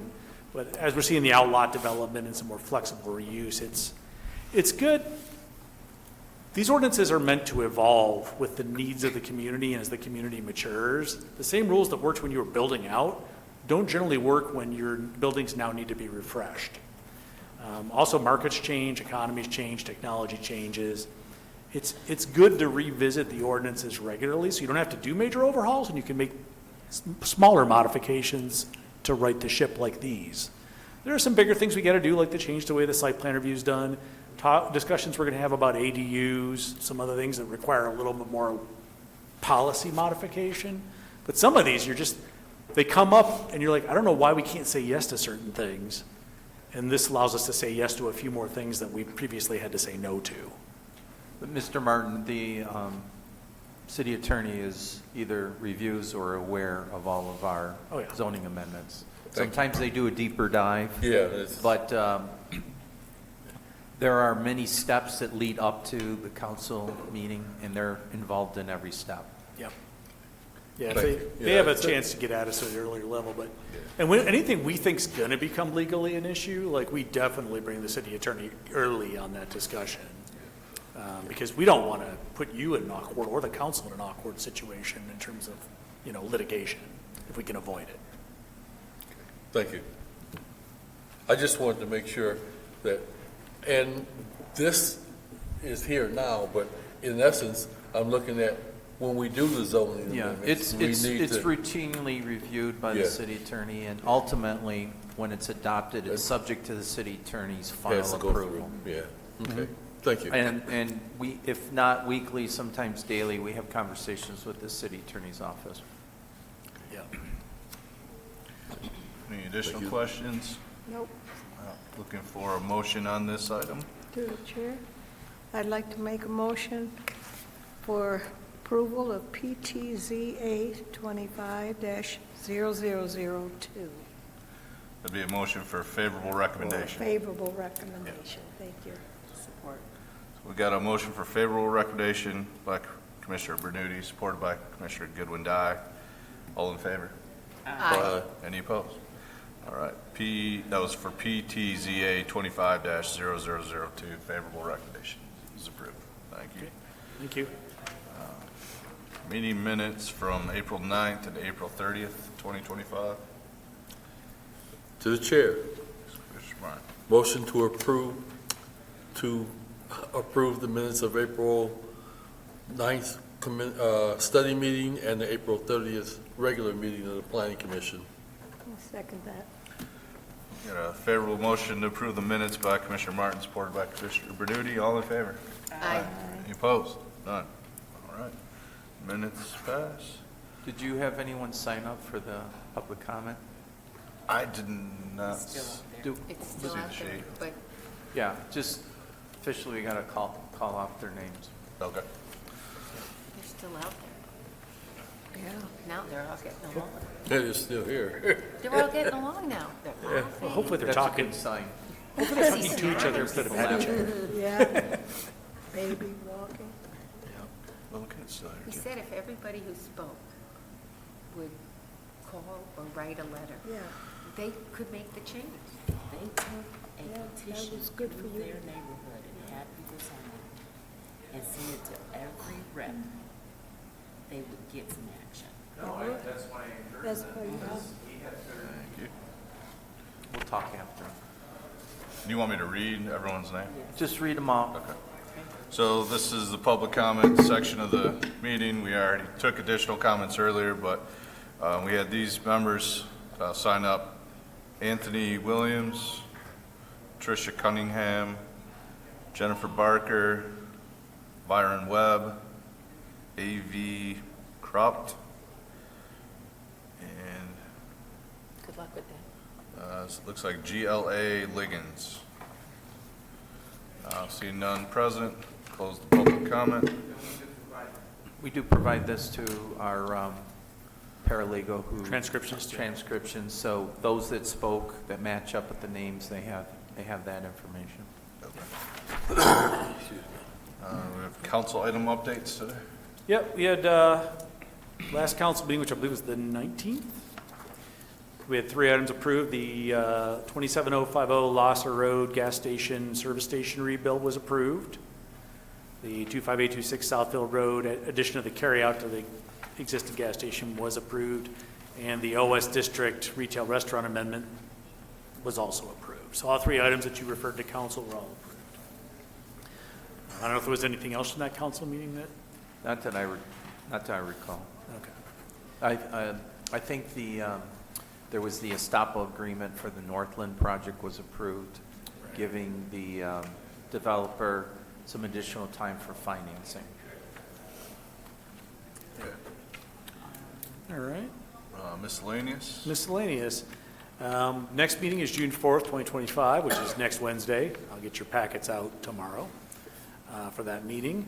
That's a study meeting. We are recommending cancellation of the long-range study meeting on the 11th, and then the addition of the joint study meeting with the council on the 16th. So we'd like probably a motion to modify the schedule accordingly.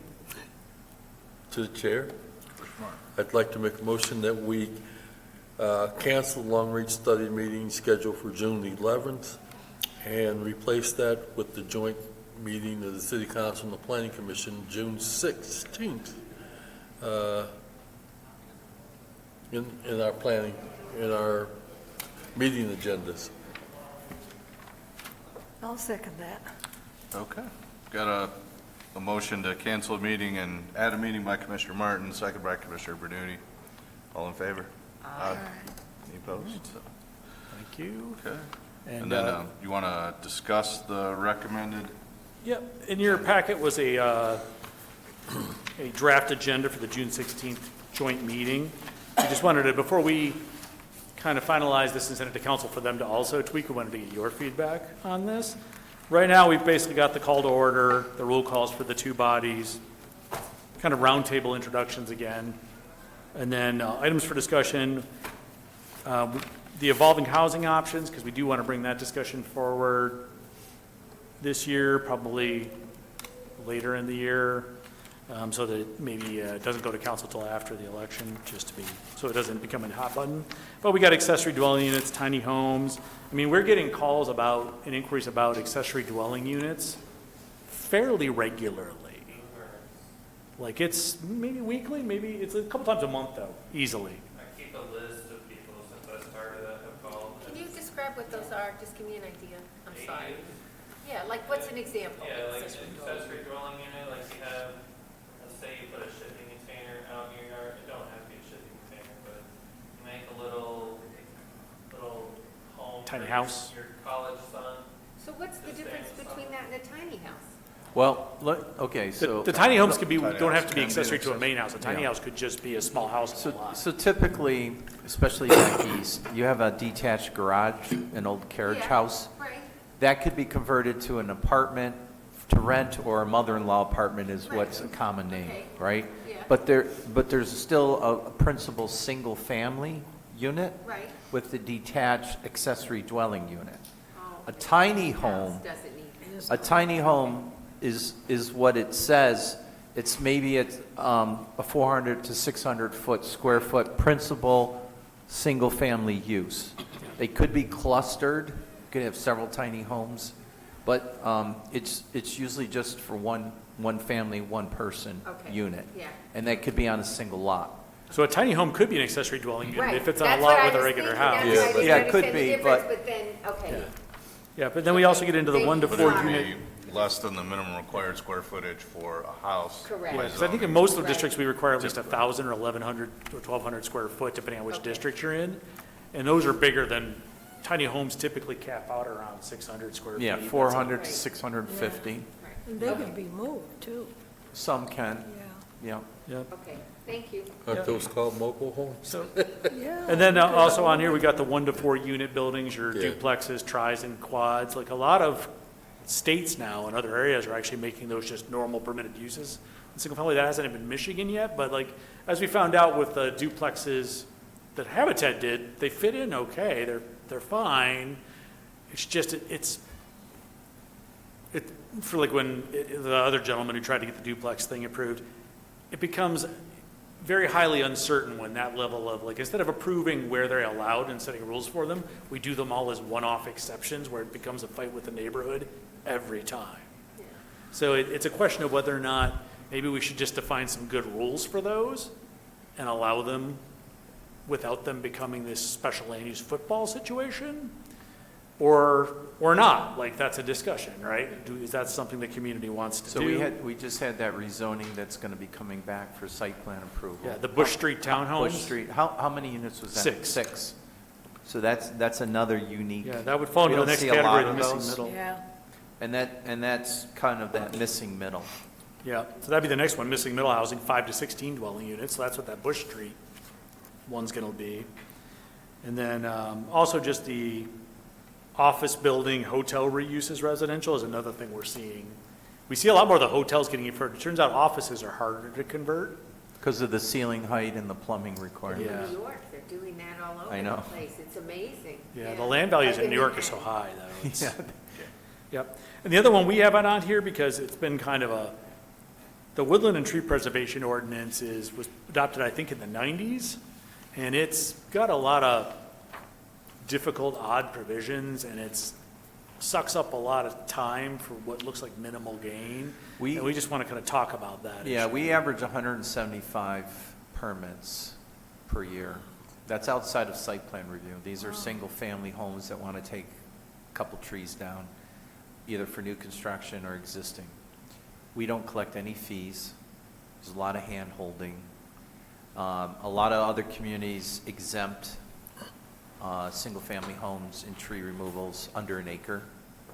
So we want to talk to council about either do they want us to continue to do this, do they want us to continue to do this with a fee, do we want to exempt single-family homes under an acre or some size?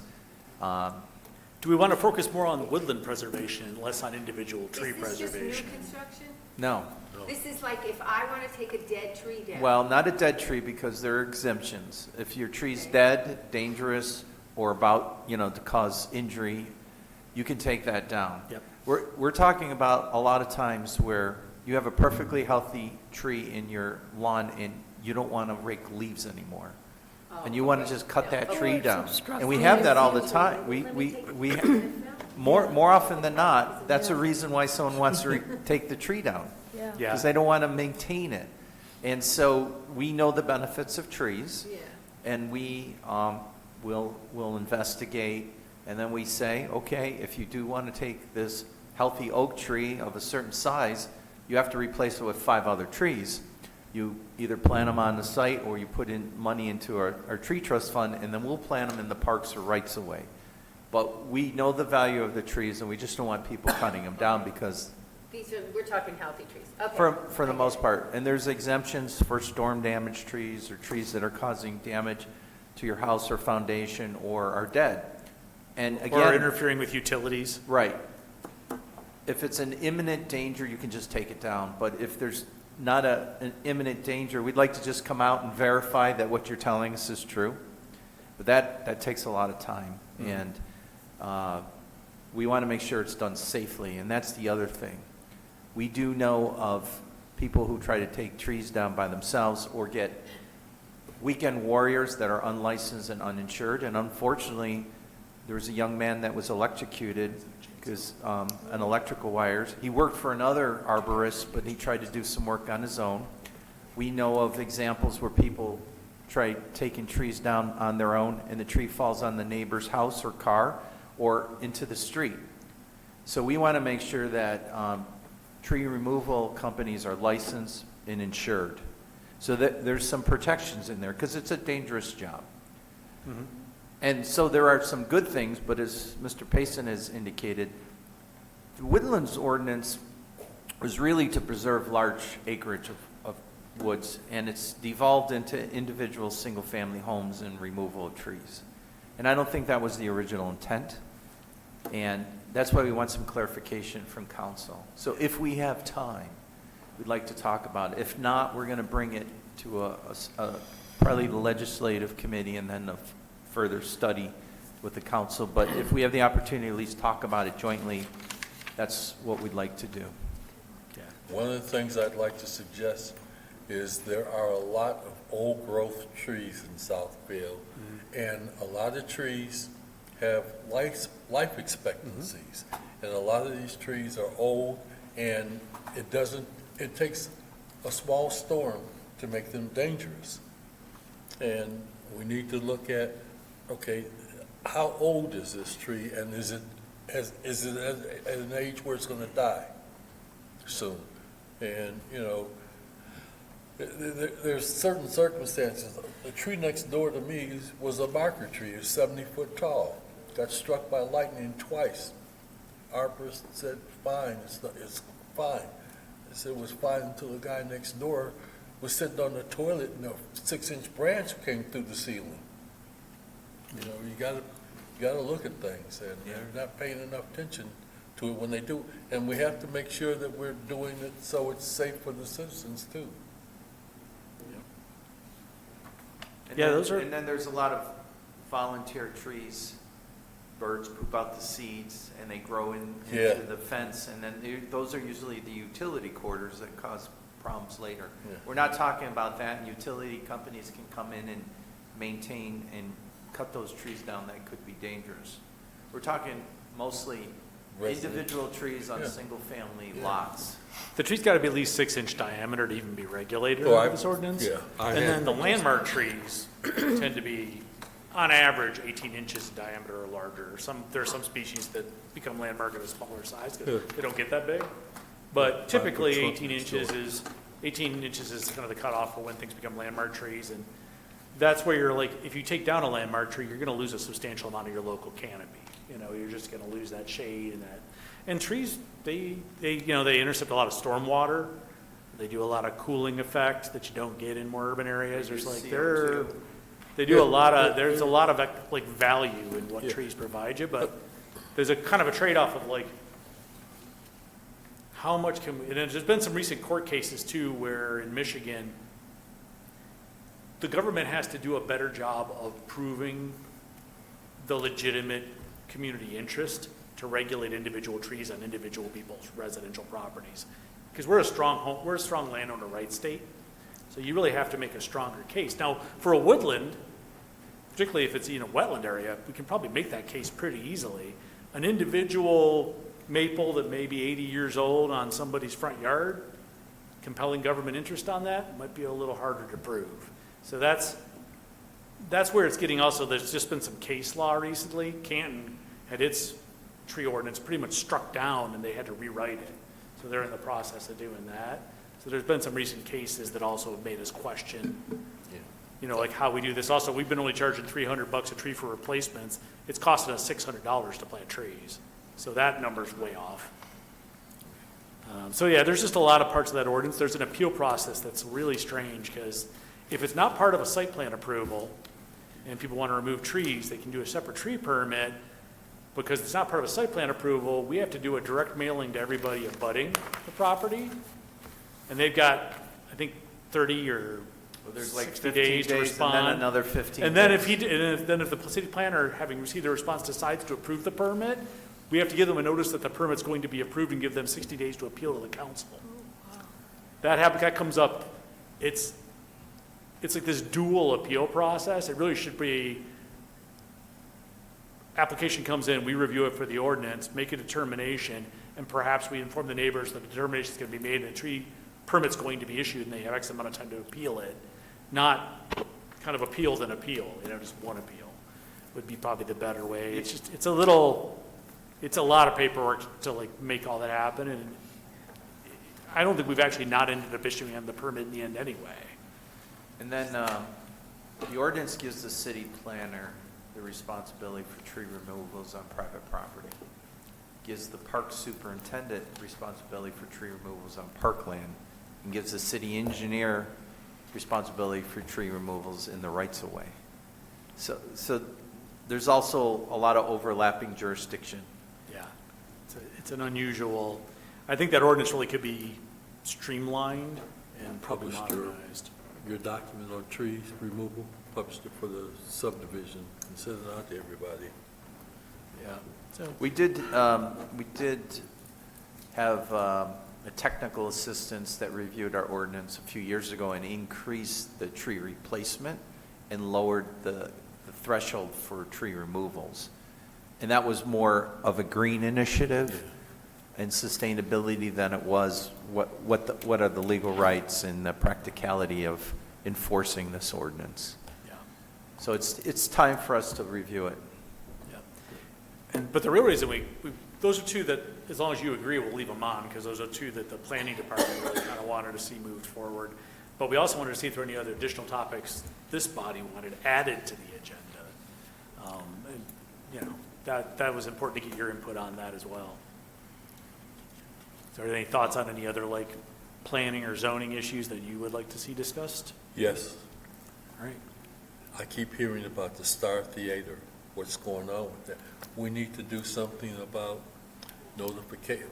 The Star Theater was approved, and nothing's happened with it that we know of, and it's been a year and a half now. So, you know, again, I don't think that's something that is necessarily an appropriate joint discussion. The city attorney's office contacted me today specifically about that site because there was a temporary special use that happened and there were some complaints about it. So again, I would ask anything's open for discussion, but things that are relevant between the planning commission and joint, you know, the city council. Now, if you have a concern about what's happening with a particular property, you can convey it to us and we can follow up and investigate. Yeah. But I think this meeting is really more about policy. Yeah, and that's, You know, you're a recommending body as the planning commission who deals with the planning issues every day. The council has to make the final call on like rezonings and text amendments. So it's that dialogue of, you know, in the last year or so of cases that you've seen and ordinance amendments we've done and discussions that have been had, are there policy issues that you think, you know, additional policy issues that should be given priority to be moved forward? And, you know, that way you can bring that up, and if council says, yeah, you're right, then we know that we need to bring that sooner rather than later. So I think council's gonna bring some of those issues up, but I'd like to, if this body has some issues that you're seeing, like, why do we keep getting appeals that do X? Why do we keep getting, you know, this is like a good way for like you guys to make sure on the same page so that if we get a direction from both bodies of, hey, you should be looking at planning for this or zoning amendments for this, when we bring them, you'll know why we're bringing them. And you'll know that there's some shared interest in that from both bodies so that it's not a waste of our time, your time, and the council's time to get into you know, something that's not going to move forward. Especially more complex zoning amendments, there's a lot of writing, rewriting, reviewing, and prepping. And then the hearings that we hold and the council holds, I don't like to make that effort unproductive. That's why this is a good forum for getting that out there and say, here's some of our priorities for the next year that we want to see moving. I feel like we're just educating of why can't we just get somebody to spend $10 million on this building? And then we got people that say, I chose your community because of this location and this building, and everyone complains about it too. And it's like, you can't have everything. Like, people look, if a business owner wants to build a business, they look and they got a bunch of criteria they look at of, will my business do well in this community? And does that community allow my business?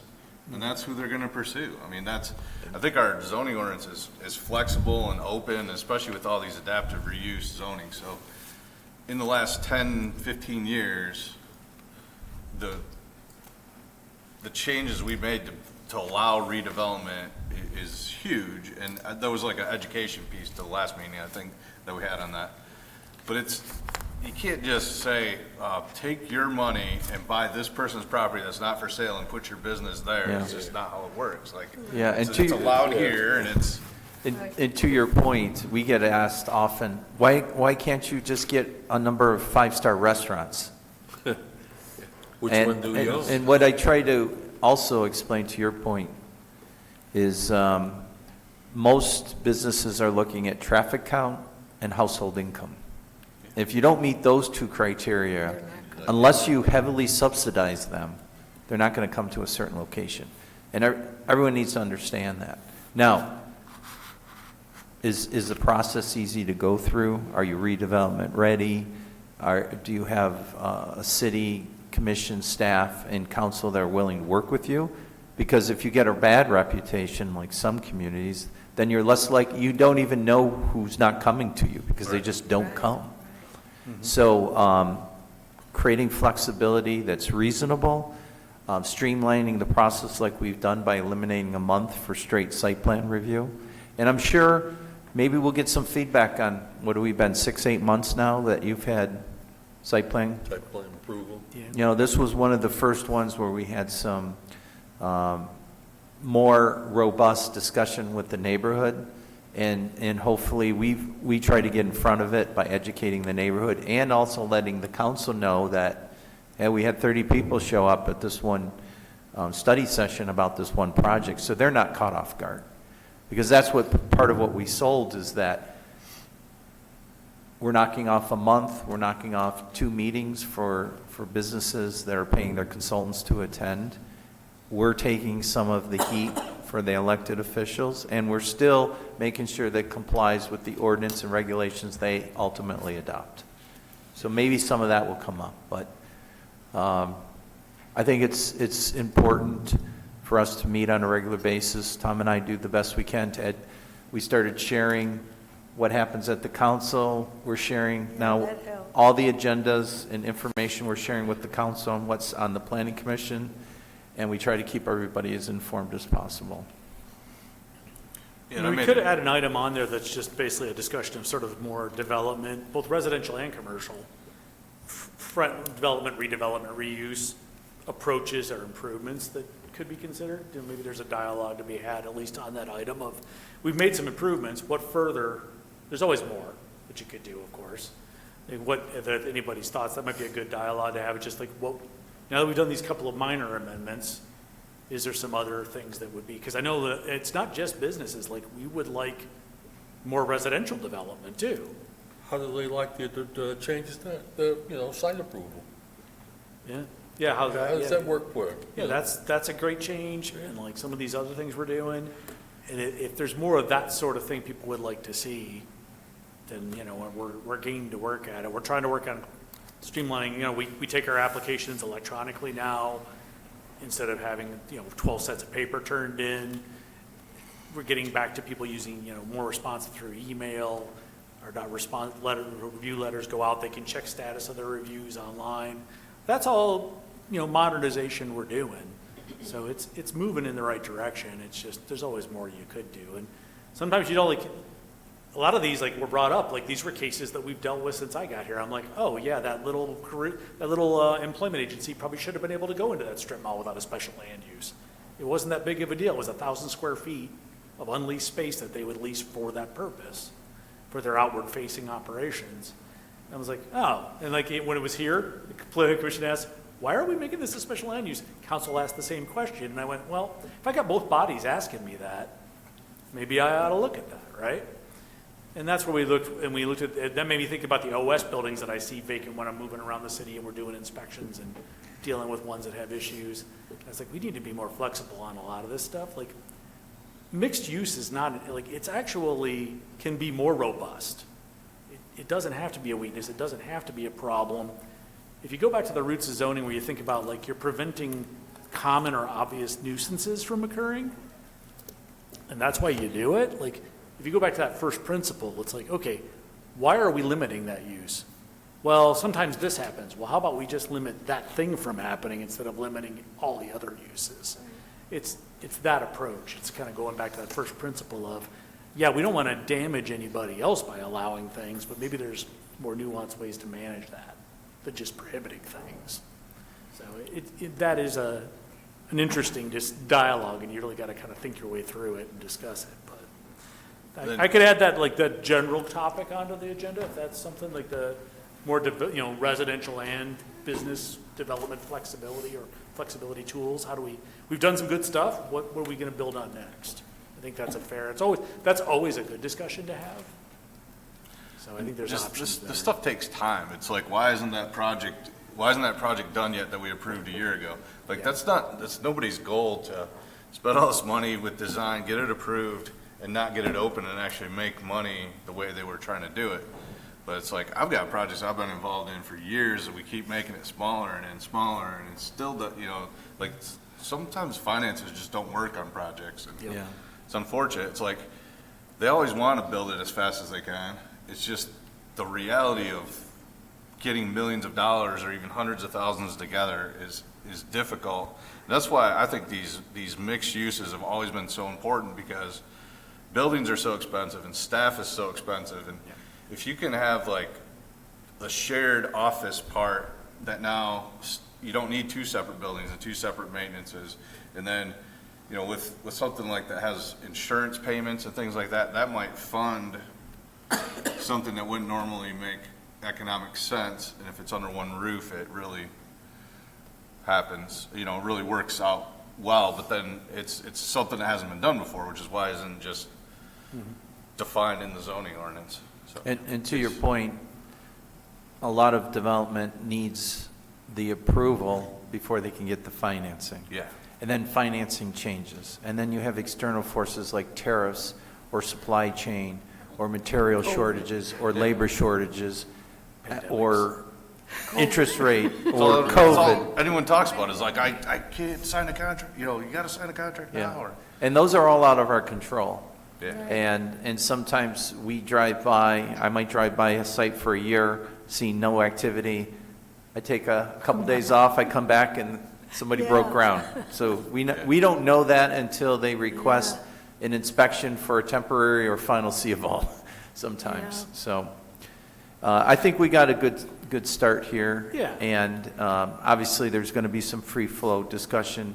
Council might add some items as well, but we want to at least give you one last crack at the apple. We're going to share this with our council president, and then hopefully we'll have a productive meeting on the 16th, right, of June? I noticed that this is not on a scheduled council meeting date, which was nice. Yeah, that was one of the reasons why the council president suggested, because it wouldn't conflict with a normal council meeting, so they wouldn't have to run off. They could, Yeah, you can tell by you the know, time. they're like, yeah. okay, we frequently have meetings from Monday from 6 to 8, so it's just another, Yeah. you know. And we're gonna be in the large Parks and Rec room we were in last time. But I have to set it up as a kind of a U shape again, so we can look at each other and use that room as well. 115, the big room? Yep. Yeah. The only other miscellaneous is, if you've noticed the work out front, the promenade Yeah, Yeah. yeah. is Looks just being really- finished. And then we'll be starting adding furnishings and other things to it. How long will as- that take? Well, once the concrete cures and they get the finish work, they're planning on having it done by this weekend, so that I think Parks and Rec has their first activity. And then we have our Eat to the Beat. Do you know the date, Alex? So after we get used to this, having all this extra space for food trucks and Yeah. electrical, we're going to be working on lighting and furnishings. That might take some time, Yeah, but it'll make the front lawn much more accessible and usable. yeah. And that ties in with the mid-block crossing, which ties in with Middle Point, which has been on the books since at least 2015. Yeah, but now that I got the transformational brownfield approved, that project is much closer to going somewhere, Yes. so that's good. All right. Yep, and I think that's, Great. that'll work. That's a lot. All right, everybody, good. Meeting adjourned.